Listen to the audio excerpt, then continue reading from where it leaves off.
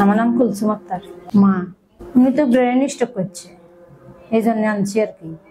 Stroke করছে মানে কথা বলতেছে। আমরা তো প্রথমেই বুঝি নাই, স্যার ইমাম হোসেন স্যারের কাছে আনছি, আর উনি বলছে যে ঘুমে একটা ছোটখাটো একটা স্ট্রোক আছে, উনি এটা করছে, এটার পরে যায় বড়টা করছে আর কি।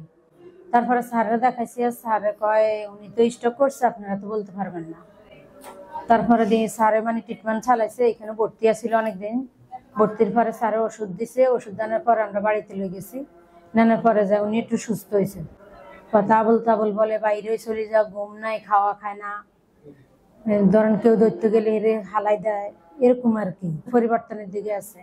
আগে যে অবস্থাটা করতো না, এখন আর এই অবস্থাটা করে না, একটু কম, মানে আগের থেকে অনেক কম, ভালোর দিকে আছে। আগে যেরকম মনে করেন খাওয়া খাইতো না, শুই থাকতো সারাক্ষণ, দিনকে দিন রাতকে রাত, কোনো খবর নাই, মানে মৃত্যু ব্যক্তির মতো সারাক্ষণ শুই থাকতো, কোনো খবর নাই। ডাকলেও কইতো না, মুখ দিতেও নিলেও যাইতো না, খাবার খাবাইলে মুখো ধরি রাখতো, খাবার গিলতো না, দিলে কইতো সাবাই দে, এরকম ভাবে কইতো আর কি। এখন মানে মোটামুটি ভালোর দিকে আছে, এখন খাওয়া টাওয়া খায়।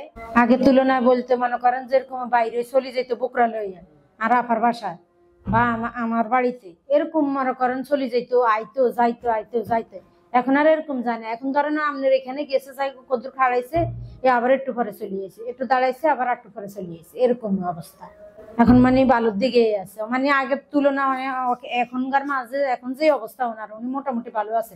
এই জীবন আলো হাসপাতালে ইমাম হোসেন স্যারকে ভালো ভালো দেই তো ওনার কাছে আনছি, নয়তো গ্রামের ডাক্তারে বলছে আমাদেরকে ঢাকা নিয়ে যাইতে, আমরা ওইখানে নিয়ে নেই, আমরা এই স্যারের কাছে আনছি।